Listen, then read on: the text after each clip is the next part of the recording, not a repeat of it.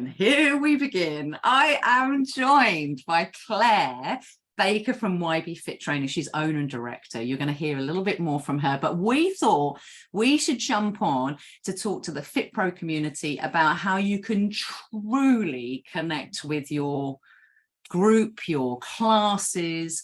And she's going to come up with a load of top tips. We're going to discuss that, probably loads of things that you're already doing, but definitely there's going to be some takeaways for you to be able to take your sessions up to that next notch. It's all about world-class experiences, right? So Claire, thank you so much for joining us.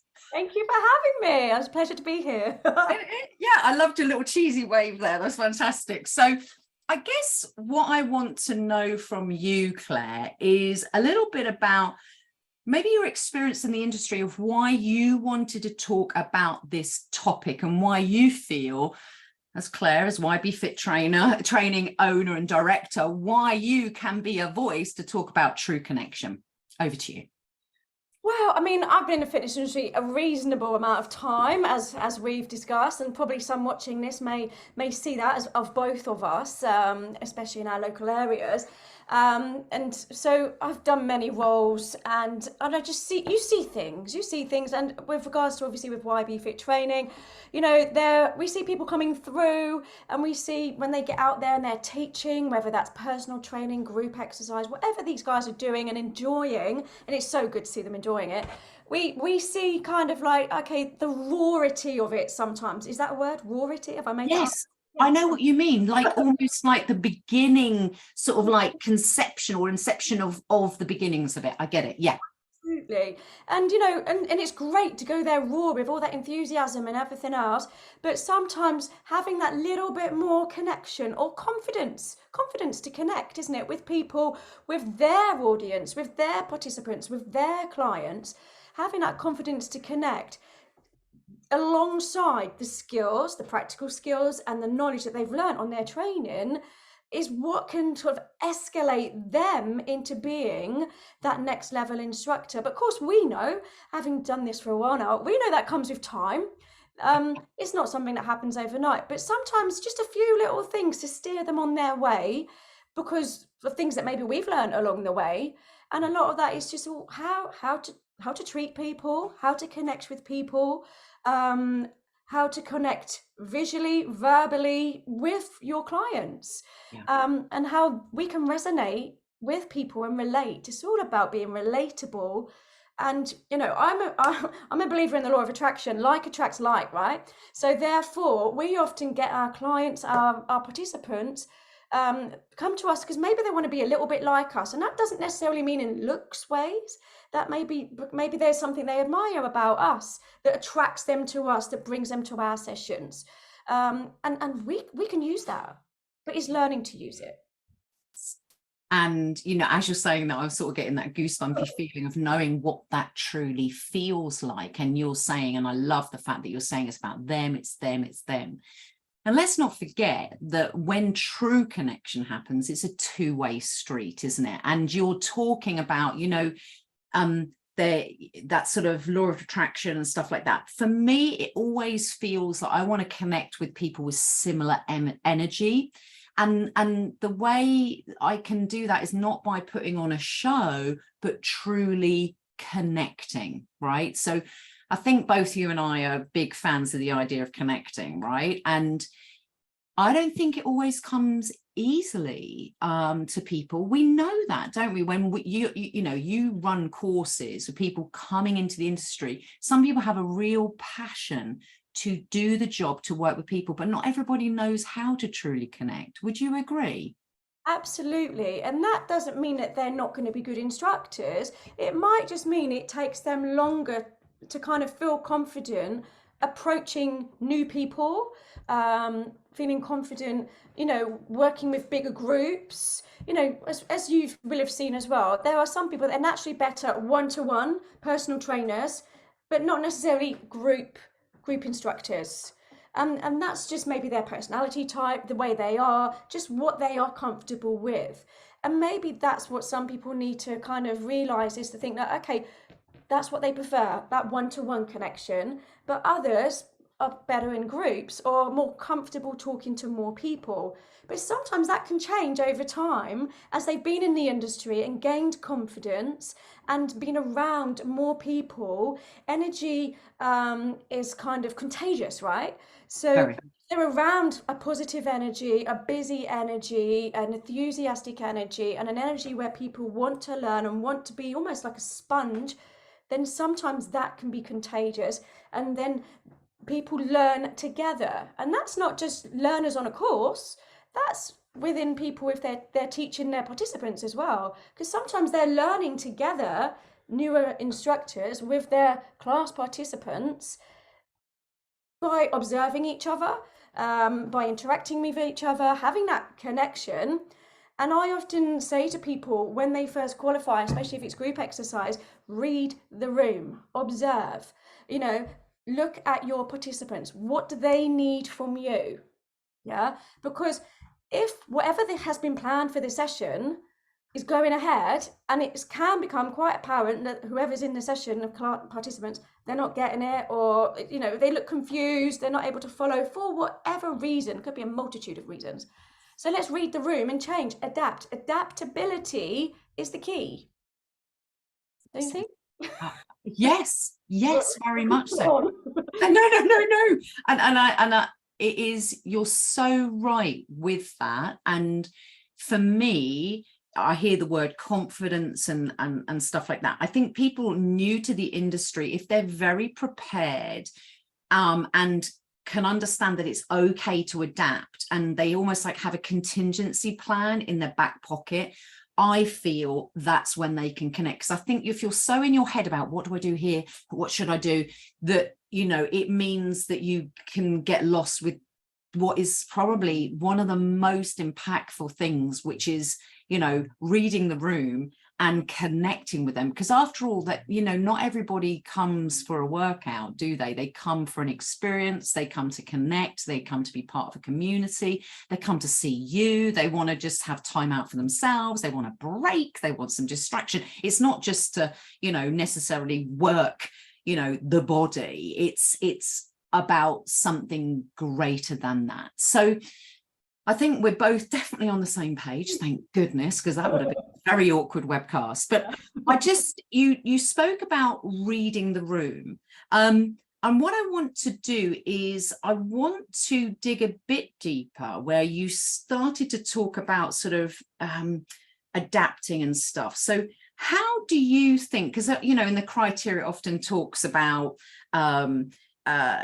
effectively how to sort of work on rapport and stuff. And so how can we build relationships in a session? How can we truly relate to the person? Because after all, not everybody coming into the room needs the same thing. In fact, I might turn up to your Monday class needing and wanting something different to on Wednesday, because I come in with a whole different, bundle of stuff. So how do you feel you can truly relate to the participants in front of you?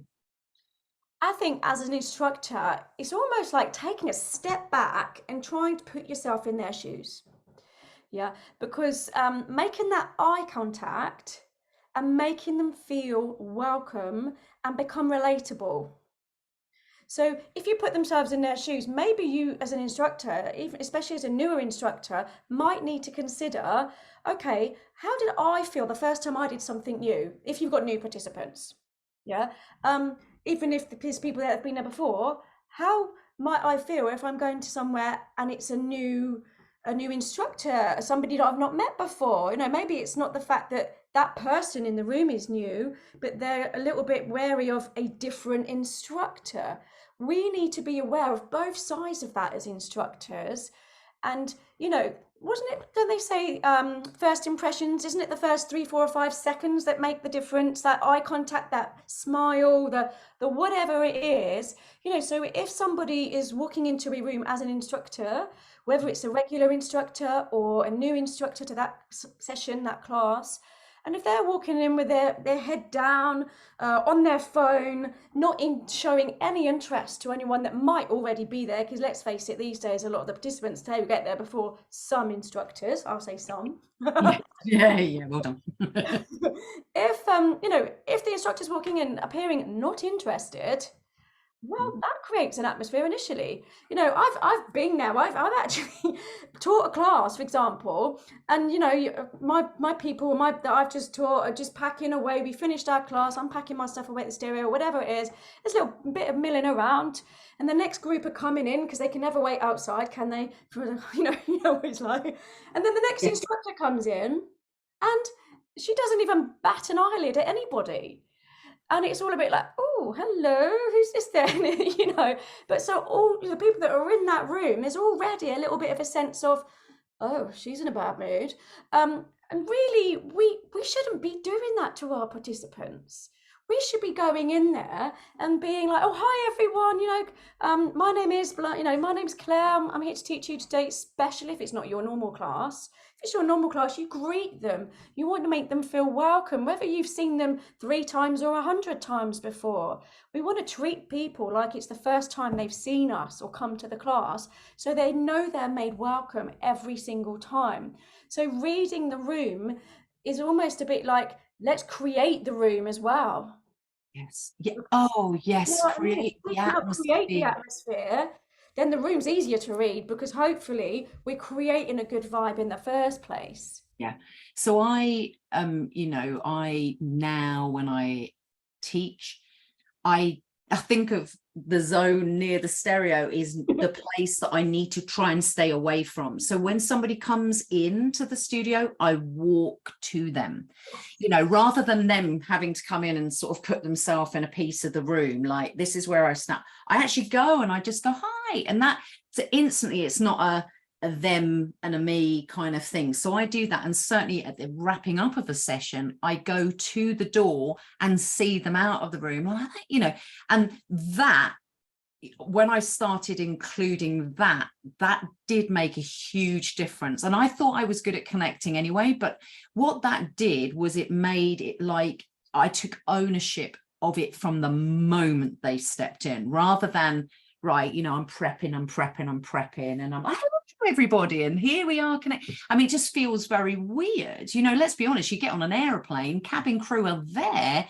to greet you onto the plane. I'm sure there's other things that they want to be doing, but they at least greet you onto the plane. And sort of, I think it's a really important thing you're sort of saying about that you create the room in. And just because you're a cover instructor doesn't mean that you can't put your sort of, I was going to say not standpoint, but you can't make an impression on that room, because you really can't you? Yeah. So you said about putting yourselves in their shoes. And also we talked about before this webcast, because believe it or not, we did chat and have a bit of a plan. We've had a few chats to make sure that this is impactful as possible, and to make sure we're on the same line, and letting them into all their into our secrets. But we talked very much about self-awareness. And, I think you and I probably recognize from teaching others that some people perhaps are a little more skilled or a bit more experienced in this than others. Some people, are incredibly self-aware and looking out for everybody in that room, and others perhaps are a little involved in what they should be doing. And so how do you feel? Why, first of all, why do you think it's important as instructor to be really self-aware? And, what does self-awareness look and feel like to an instructor who's listening in? I think being self-aware is able to hear your own voice. Yeah. So when you're teaching, I mean, sometimes I hear myself talking, I'm thinking, what did I say that for? Or, oh my God. And, as instructors and anybody watching this that already have been teaching a while, I'm sure we've probably all been in a position where we've come away from a session and thought, oh my God, I could have done this, I could have done that, that didn't do that. And then someone goes, that was really good. And you're like, are you kidding me? but inside your head, obviously. Not alone. And you're thinking, Rubbish. Yeah. inside your head, like, are you kidding me? Because we're reflecting on ourselves, we're becoming self-aware, and it's such a valuable tool as for any instructor, whether that's a newer instructor or an experienced instructor, because we can all develop. And if we are aware of ourselves, then that translates into being aware of other people and how we come across. Yeah, because if you're teaching a session and people are not getting what you're saying for whatever reason, really and truly, it's down to how we're saying it and what we're doing. Yeah, we all think, oh my God, yeah, they're not listening, or they could be doing this, or they could be doing that. But equally, it's our ownership. Yeah, we are the instructors. We are the, if you like, the leader of the class, or supposed to be. It doesn't always work that way, does it? But we are the ones directing the class, if you like. So therefore, if they are not understanding the instruction, or not all of them, because some will and some may not, we all hear things differently, we all take information in differently. So therefore, as instructors, being self-aware is a good way of making us aware of other people. So a great tip here, we need to find different ways of saying the same thing so that everyone in the room, or hopefully most of them, can get something from what we're saying. If we are saying the same thing in different ways throughout that teaching experience within the session, then most of them should be able to follow, because they're still getting the same instruction, but in a way that they can individually hear it. Yes, absolutely. And I think the idea of people, not hearing things or getting it, we have to remember that people are on their own different experience. So, one person might be getting it for where they are in their own journey. So, it might be you've got someone very experienced and the information that you're giving out to them is a little bit more tweaked, appropriate for them. But this person is very new and actually they are being successful for where they are in their journey. I know sort of with talking in Pilates land, that might look very different to perhaps a group exercise sort of conditioning class that I'm doing on a Wednesday night. So, and skills are different, aren't they, across the whole sort of group exercise or group training sort of arena. But I think it's, for me, again, it's about coming off that spot and not just to observe and correct and walk around, but it really is about to just give some eye contact. So I teach them over here, I teach them over here, I teach, I know when I started off which was the RSA exam, we had to change the room, we had to turn the room, we had to teach them different positions to show that we could. And that actually is a great skill. I mean, I don't now turn the room necessarily, but I certainly teach them different places. And, it sounds, when I say, and I'm going around and I say what I see and I say what I want to see. And I can only do that if I get off the spot and I look at them. Again, when I said about the cabin crew, they greet you onto the plane, but guess what? They don't, they have to come down the aisle to find out what you want and need. They can't just throw out, you'll have a coffee, you'll have what I want. They give you choices, and I'm not always saying that being on an aeroplane is quite like group exercise, because quite honestly, it's a lot harder on there. You're sat like that. But they have to walk down the aisle, don't they? And lean across and, and wake up sleeping people, which hopefully doesn't happen in our classes. No.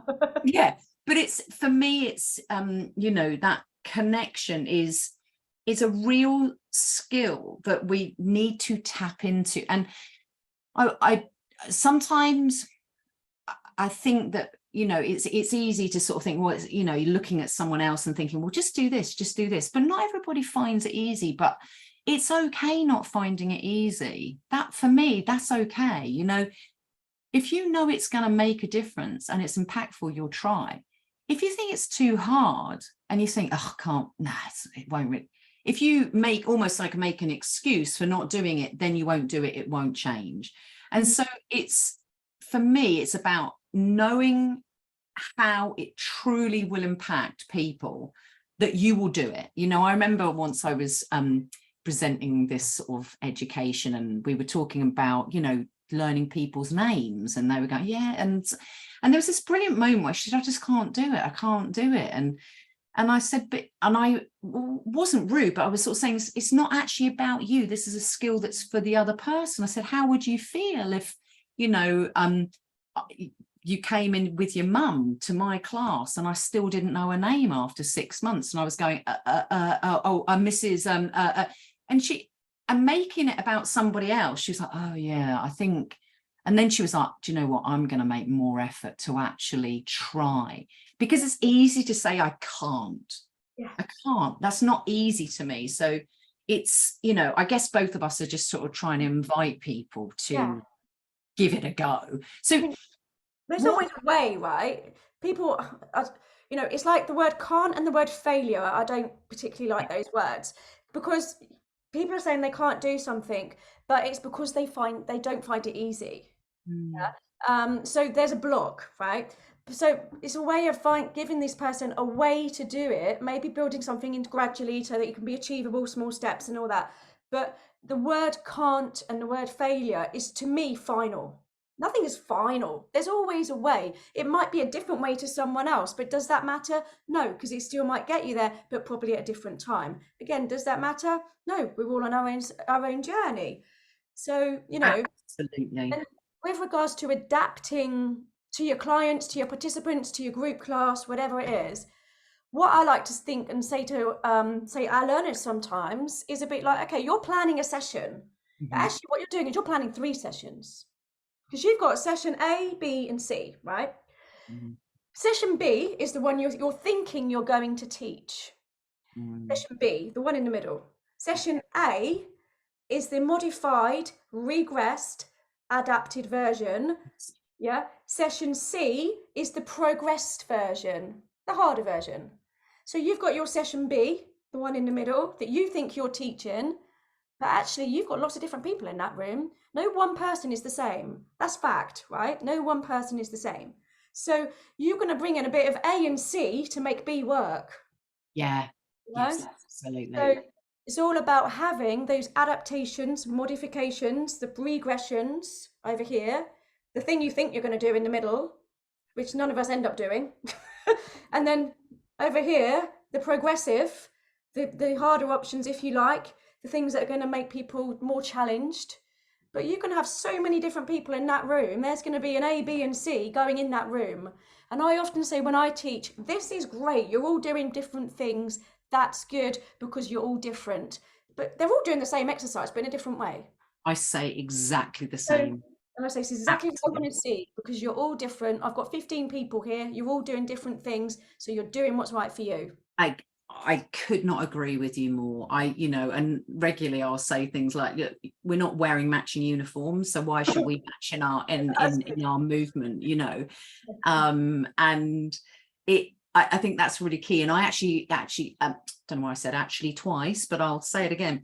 You know, even in my intro, will say things like, I'm going to give a multitude of options because we all like and move in different ways. So I invite you to try out as many that you feel is your fit. You may have come here just to move and just celebrate how your body moves. And some of you may have come to beast yourself. Wherever you are, you're welcome, and just do what, you know. So I set it right from the beginning to say, I'm expecting you to choose what feels good for you. And I think by saying, you know, planning for it is such a key thing, because then you like you say, you've got it in the back pocket. So I've cleverly segued us onto one of your top tips of how to connect. I sort of got us there a little early. So one of the things you talked about, we planned to cover, was people's names. So we've kind of got there a little bit. So I want to know why you think it's important. I don't know why I'm pointing at you. Yeah. Why do you think it's important, and how do you do it? And obviously how you do it might not work for other people. So yeah, hand it over to you with that. I mean, if I get a new people, so something that I don't know the name of, as soon as I'm speaking to them, I will always say, oh, by the way, what's your name? As I finish the conversation, and then I'll just go, and then I'll remind them of mine, thinking they may know because they might have seen it on the timetable, but they may not. And then I'll try and say it back it's really useful, isn't it, to say the name back. It helps you remember it. I'll admit I'm not actually that great at remembering names, so I try and make an effort to ask and then say it back within the conversation that we're having. And then say within a session, or even if I sort of see them before or at the end of the session to chat to, again, calling someone by their name, it kind of makes them feel valued. Mm-hmm. Because if nothing else, you've remembered that about them, and we all do, oh my God, that person knows my name. Even, recently we was at an event, and when I saw you a little while back, and I was chatting to some people, and somebody knew my name, but I didn't know they even knew who I was, and I was just like, oh wow, they know me, they know my name, so it does make you feel good. And we all have those situations where someone may call us by our name, and you just don't realize that they know who you are. And there's that little moment in your heart, even that little moment is a feel-good moment. We are there to make people feel good. We are there to make people valued. And that small little thing, and a name is so impactful to use, I believe. I agree so much with you. It makes somebody feel that they're known, that they're part of something, that you want to actually know them as well, because you've bothered to use their name. Because a name is, in some ways, it's someone's label, isn't it? Because it's something we're given by obviously our parents, but it's something we're given and we have throughout our life. Some people change it, but throughout our life, and it is us, Yes. So even to the extent that this is quite personal. I'm not married, but if I was to get married, I would still keep my name Claire Baker, because I have been Claire Baker for so long. I'm not anybody else. Do you see what I mean? So a name is quite important. Yes. And I think it's the fact that by doing it, it's showing that you want to know them. And actually, a lot of people understand it's not easy to remember names. So if they're looking at you and you're in front of 30 people, they're one of 30 people, and you remember their name, they're thinking, wow, there's sort of, it says something about you as an instructor, a bit bigger than just, that you've shown up. You are you are prepared to make the effort to get to know people, which I think is really impactful. I mean, I try and say their name 3 times, just to say it that third time, get it in there somewhere. And I think it's important, isn't it, Claire, that, when, say, for example, someone's new and you've learnt their name, you don't necessarily in those first sessions go, call them out all the time, but maybe when they go out of the room, you say, thanks, Claire, it was so lovely to have you here today. They're like, so we have to be careful, don't we? If you just calling someone out, oi, Claire, no, I mean, it's just not going to work, but I think that's a really key one. So do you want to go for the next top tip? What's this then? What the next top tip? Yes. Well, I think we touched it a little bit, but I think it's show an interest and be interested. So, and that's more than just knowing their name. People like to talk about themselves. Yeah. So to a certain extent, obviously time allowing, before or at the end of the class, let them. That's how you'll get to know them. That's how you'll show that you'll care. And to be fair, even if it's something like they go, oh, because in the fitness industry, as an instructor, they generally do think that we're medical professionals as well. And, many a time people have shown me an X-ray and I've gone, oh yeah, that looks nice. That bit's a bit shaded, but, we don't really know anything. So please always say, I'm not qualified to answer that question about your X-ray, but they will ask us questions about their body, maybe about an exercise, and maybe linking to how they felt, how their body moved. Show an interest. Try not to just brush them off. It could be something actually that we can learn from as well, and also it gives us something to remember about them. And that way, if we have something to remember about them, we're more likely to remember their name. 100%. And I mean, if you've made the effort to do it, I think I'm just sort of saying to anybody who's sort of thinking about, yeah, I could do this a bit more. I'm going to challenge myself to do this.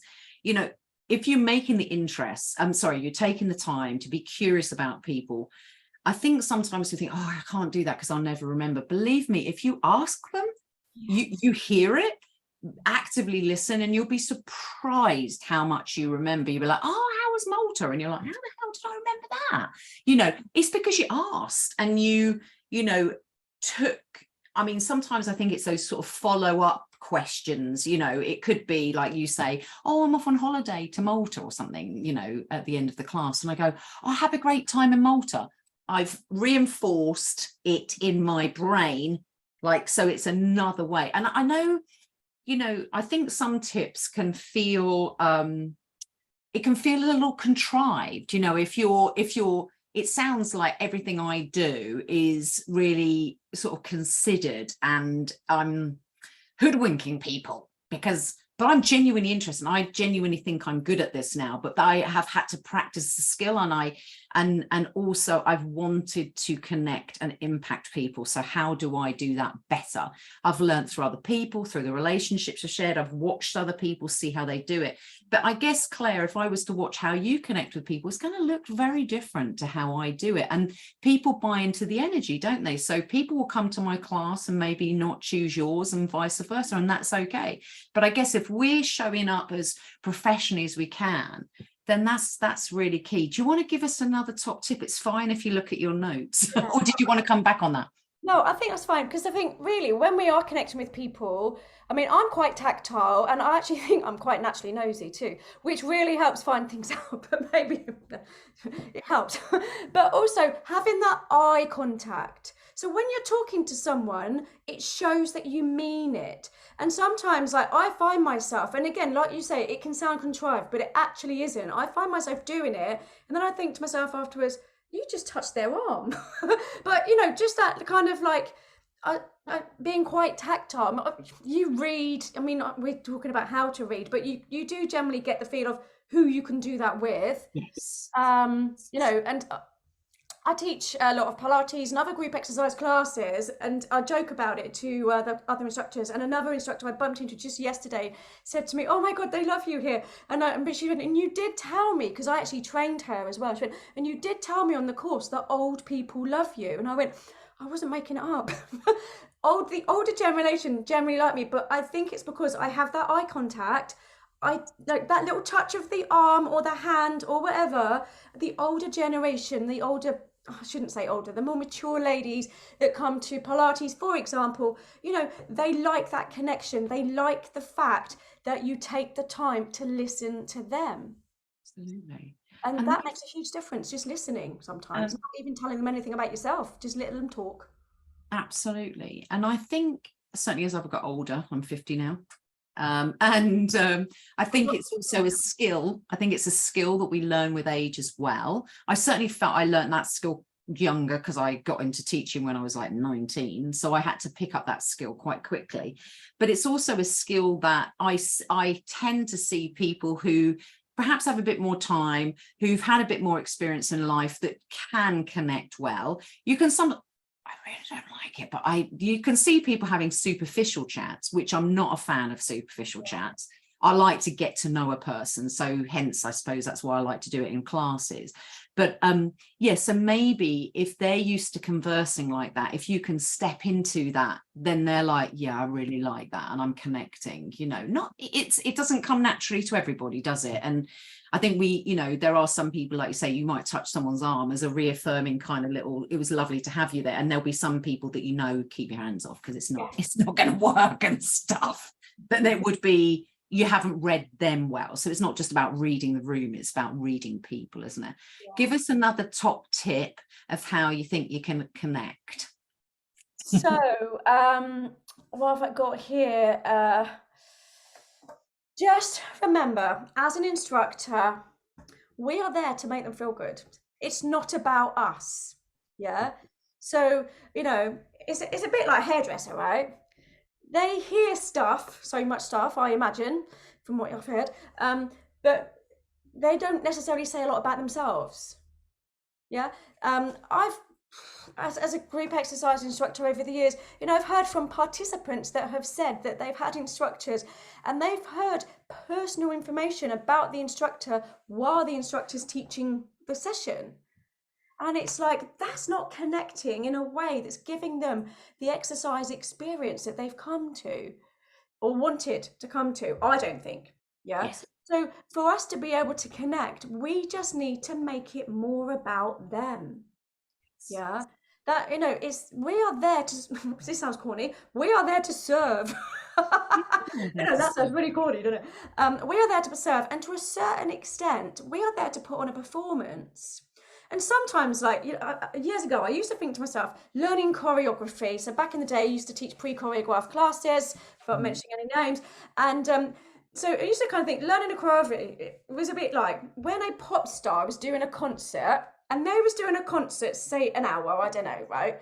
And they had to make sure they remembered all the words to their songs, however many songs they were singing in that hour. Yes. That's their performance. So Yeah. we had to remember the choreography to each track in that hour class. That's our performance. So that, by doing that, by knowing our session, by knowing what we've planned, that then allows us to, we know we've got that nailed, we've practiced, because that's what we do, right? So that then allows us to connect. That bit, hopefully, that bit is done. We all have brain blocks. That's being human and probably getting older. And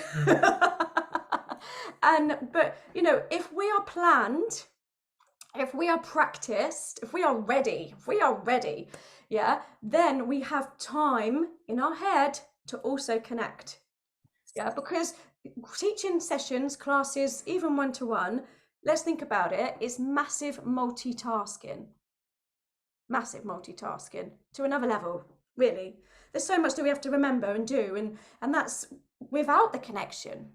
So if we can be someone that can still connect and give the eye contact, the smile, you know, if you've got a client or a participant that is looking like, you know, they're not enjoying it, but it's probably their concentrating face, yeah. Because sometimes you can look around the room and think, oh God, no, I'm not sure everyone's actually enjoying this. But then at the end, they're like, oh, that was great. Well done. Thank you. Blah, blah, blah. And you're like, oh, okay, maybe it was their concentrating face. That's fine. Because as an instructor, you learn that over time. Hopefully, they're just concentrating and not looking at you. And most of the time, it is their concentrating face, right? Because they're trying to follow the routine. They're trying to follow your instruction. We're multitasking. They're multitasking. So if we are practiced, planned, prepared, ready to go, we can connect because we've got the headspace to connect. But equally, that takes practice. So to be able to connect, we've got to be practiced, planned, and ready. Love that. And yeah, I never forget when I first started teaching, and I look across and I think, there's a few people that look like they want to kill me, you know. And I was just like, I still was super professional, and I tried to not let it affect me. I really do feel I still showed up and stuff. And they were the people who were the raving fans, who would bring other people and go, oh my God, I love your class. And they would talk so enthusiastically. And it took me, and I got that, and it made sense. And then over years, I worked out it was because I made them feel comfortable, so they didn't sit there going like this. Yeah. Because you know, when you feel awkward, or say, for example, if you sit, you know, when you see new people teaching and you're feeling every movement for them, you want to do this so that they, yeah. But when yeah, but if I was in your class, you know, I'm quite a smiley person, but you know, if I'm in the moment and I feel that I don't have to please you, guess what? I'll probably start looking a bit more blank face. So I recognize, a bit like with my kids, I recognize that, you know, they feel safe. So sometimes they're hard work because they feel safe. And when they're kicking off, you know, just no disrespect to my children, that's not the nicest term. But if they have those moments, I have to just remember this is long-term, you know, parenting. They feel safe, so they do it. So people with what we call a resting face, you know, you called it a concentrating face. It was very polite of you. You know, it's because they probably just feel that they don't have to show up for you. They just are experiencing, and that's a gorgeous thing, but hard to see. Yeah, yeah, because you got to get out of your own head, you know. So as instructors, it's exactly what we need to do. As instructors, we've got to get out of our own head. It's not about us, it's about them. If we are stuck in our own head, we are never going to connect, you know. So That's actually really interesting, isn't it? If we are stuck in our own head, we are never going to connect. Yeah, and Time to probably get out of your head. yeah, get out your head. Okay, so is there any other top tips that you're sort of thinking that you'd like to speak about with truly connecting? Because if not, you've got no more. I've got a few questions for you. Far away then. Here we go. So I imagine there's been moments in your career where you have used every single one of the skills that we've talked about, and you've thought, I don't know that I'm connecting with them. You know, you said we reflect, don't we? We don't just leave a class and just go, oh, I smashed that. We do come away and reflect upon it. Have you ever had long-term members or classes, or where you've just personally thought, I just couldn't connect with them? Do you know what? It's interesting you say that, because there was a class I used to teach before lockdown, and I was never really sure if I was connecting with them, because it was like they just got on with it. There was no banter, and I like banter, you know, and stuff like that. And so it was a group exercise class, and sometimes in between tracks there'd be a bit of banter in other facilities. And so there wasn't particularly a lot of banter in that class, but you know, they were polite. They did what they did. It was for the class, you know, there was nothing particularly wrong with the class, but the atmosphere always felt a bit different. Right. But then, interestingly, since for various reasons after lockdown, when things opened up again, I mean, I moved house, so I didn't go back to teaching at that place. And I've since bumped into some of those people at different places, some of those participants are like, oh my God, we loved your class, we really miss it. And I thought to myself, oh, I wasn't convinced of that at the time. So it's interesting, isn't it? Again, maybe it's that concentrating phase, or maybe it's just a case of you kind of think, maybe I connected with some people, but they were there just for the exercises. Yep. They weren't there for the fluffy bits of chat. They just wanted to do it and go, because some people like that. But they still got what they wanted out of it. So it wasn't obvious to me at the time that they were getting what they wanted, because they wasn't interacting outside of the physicality of the exercise, shall we say. But you know what? That just goes to show that's great. I'm glad they enjoyed it, and I later found out that they did. And just goes to show how different we all are. You know, we can't please everyone. There might still have been some people that didn't connect with me or that class, but you know what? That's okay, because we're not here to please everyone. We're here to make sure in group exercise, it's the majority. It's a majority in the group exercise, isn't it? It's not one-to-one. So, but sometimes accepting that we are human, they are human, you know, we connect with different people differently, and that's actually okay. That comes with experience, but it's good to put out there to anyone listening to this, if that's happening, it's okay, because we're all different, and that isn't something that we should beat ourselves up about. Yeah, I think that we can't sell our souls just to get people to like us. So we have to stick in our lane. We have to be authentic. And there's a term that I've learned over many years, and it's good enough. You know, it's just, you know, we're not always going to be the best. You know, perfectionism is, you know, I'm a reformed perfectionist, you know, I'm sort of like good enough. You know, we can't beat ourselves up. We're not going to win over every single person. We're not going to, you know, but we may be making an impact on a level that we don't understand, and us showing up and being ourselves, and that energy of kind of being this sort of like permissive environment, which is you can show up to my class however you want to, with your resting concentration face, let's call it that. You can show up in not the best mood. You can show up feeling vulnerable. You can show up just, you know, wanting to really just be on your own. You can show up like that, and it's a safe place for you to be. And I've kind of worked out the times for me when I was taking it personally, you know, those moments where you think, oh, I feel like I'm just not connecting with them, or they're ignored. There was a class I'd just be like, I could feel myself thinking, I'm saying the same thing in different ways. And I could feel myself over weeks getting really frustrated with them. And I feel I'm a really generous instructor, and I really do think I use my skills and I try and make it about them.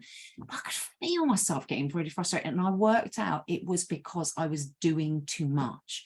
And I think as group exercise instructors, if we're expected to show up like this, as we're saying, be prepared, be ready, all of those things, we can't do that day in, day out, at the mercy of our own energy. So I think, if I'm sort of saying to the community out there, when you're showing up as you and you're prepped, that all of us know what things we can work on. And if you're really feeling that it's just not working, it may not be the class for you. We just might need a bit of a break, because we just do it all day in, day out, don't we, a lot of the time, and that's hard on our resources and energy. And sometimes this has come to me, this is really interesting. Sometimes as instructors, we all need to remember, less is often more. Sometimes we can say too much and it doesn't land. They're not listening because all they hear is, white noise. Yeah. If we say, I talk a lot, I talk fast, slow down.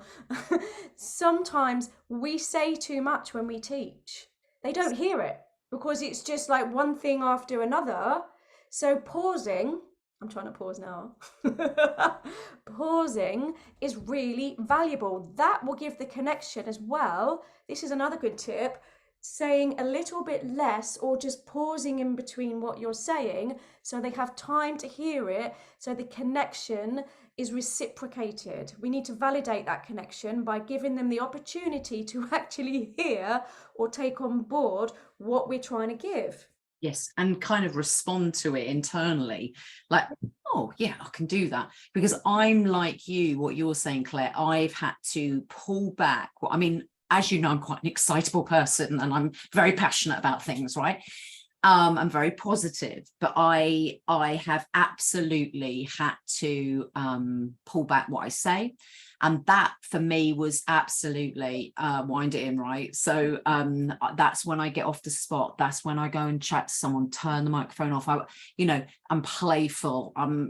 Look like I'm enjoying myself, and, give a side demo. That I use all the other skills to try and fill it. And actually, whenever I used to present or whatever, I'd do this with a mate, and I'd present it and I'd have like verbal diarrhea. Like, blah, blah, blah, blah, blah, blah, blah. And after a time, I would practice and practice, and I realized less is more and stuff like that. And I learned this really good tip, and it was WAIT, and it stands for why am I talking?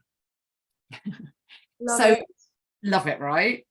So not only do you wait, just wait. So the impact is, give them something, let it land.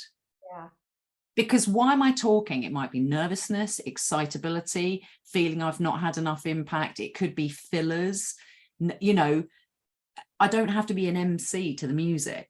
So I learn, wait, why did I say that? So I would say filler words like, and what we're going to do next is, and what we're going to do next is. And I'm like, hang on, I don't need to say that. I just say, move this way or whatever. So it's really interesting. So you're saying less is more, and it can be so impactful, can't it? Absolutely. And that leads to connection purely because it gives the people receiving those words able to hear it. Otherwise you're losing that connection because it's going right over their head anyway. So it's not even landing. Yes. Process. And do you feel this is kind of my last question on this, and we'll wrap it up, and I'll ask you, if there's anything else you want to say. But do you feel there are some people who are naturally better at this than others, or do you just think we can all do it and it's just practice? What are your thoughts on it? To be fair, there probably are people that are naturally better at connecting or talking with ease. As soon as we met in real life, we talked really easily, and that was the first time we met in real life, wasn't it? But we're probably have grown into being good talkers. Maybe 20 years ago we weren't talking like this. Do you know what I mean? So I think maybe there are going to be people that are naturally talking, you know, maybe it depends on their background and with regards to job history or just kind of like social circle and the way they are, but it can still be developed.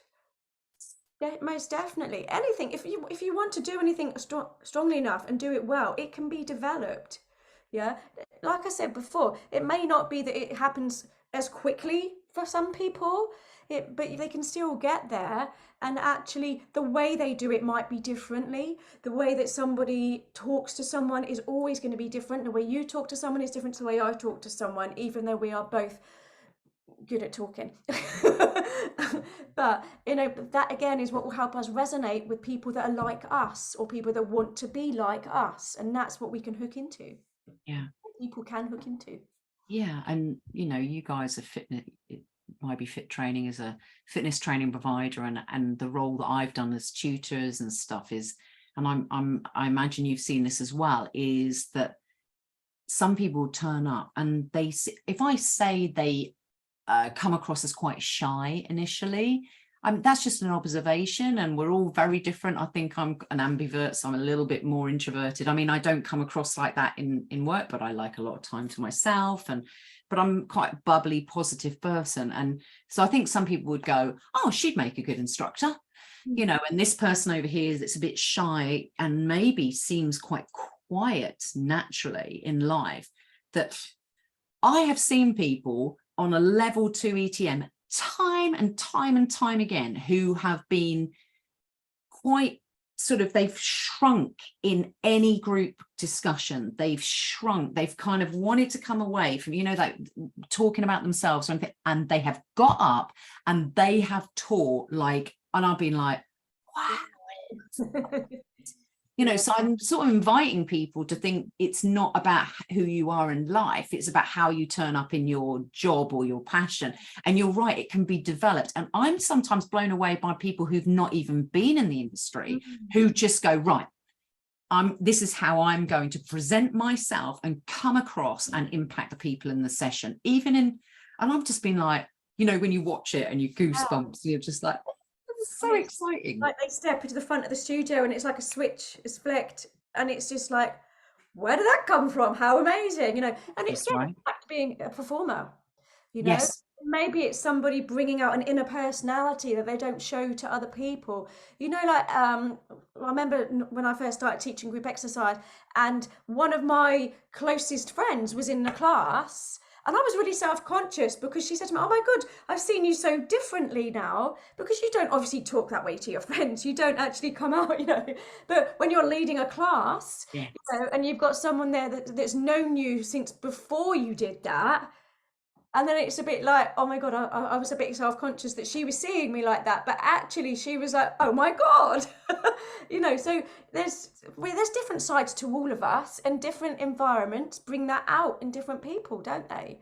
And that's what's so amazing to teaching in the fitness industry, that, you know, we can draw on different things to bring out ourselves in different ways positively to help other people. Yeah. Yeah. And that's it, about helping other people. Yeah, that's the crux of it, isn't it? We're here to help other people and inspire, and that's what's so great about it, and probably what's kept us in it for this amount of period of time that we have been in it. You know, both of us have been in it 25, 30 years or whatever, you know, and it's amazing that you know, it's great we're still here and still loving it and having these conversations. Yes, and I still have a real joy. That's hilarious. My Alexa just started talking in the background, so that was just you probably hear this noise, and I still have a real joy for it. And I think if I had taught the same way, you know, every single session, showing up as the same person all the time, I think I'd be bored senseless. And actually the beauty of trying to get to know people, getting to know their story, their names, everything, and building that rapport, it means that whilst we are there to service them, it has given me a lot, you know, and I learn a lot about people by connecting with them. So whilst we know it's for them, it's also serves me as it gives me a lot as well. Would you agree? Absolutely. And if you're that sort of person that's a people watcher, oh my God, it's the best job in the world, right? Because you watch people's reactions, mannerisms, and the way they move. And that's all part of being a fitness instructor, because you're observing the way people move to help them with their health, their fitness, and their lifestyle, and just get them feeling good. Absolutely. I mean, it's a fascinating job, isn't it? I'm sure everyone listening in would Mm. agree. It's incredibly fascinating. And I come back to something that you said earlier, which is, you know, those almost like first impressions count. Like for us, you know, if we're looking down at a phone and we're not smiling, giving eye contact within those first few seconds, or look like we're going to be interested in them, that they make that, you know, first impression of us. But I think what I've learned about people coming to class is they change so much over the time. So the first time they may not be, you know, they might be quite nervous, like you mentioned. But if you go to connect with them, they transform into that space that you create. And that's really lovely that people then become themselves in that space. And, you know, it's so lovely to talk to you about it, because I know that we're both super passionate. So obviously the whole point of this was to talk about why connection was important, how to truly do it, and to give some top tips. So is anything sort of, as we've been talking about, sprung to mind, or you haven't felt that you'd covered that you'd like to, Claire? I think really we've covered most things. I mean, I've got some things written down, but I think, you know, the whole thing about reading the room, being prepared to adapt, and just remembering is making the session suitable for what's in front of you. Okay, it's all about your audience. It's not about the instructor, it's about the audience. And if we need to change what we've planned because it doesn't suit the audience, that's what we do. That's part of being able to adapt. So we shouldn't expect them to struggle through our planned session.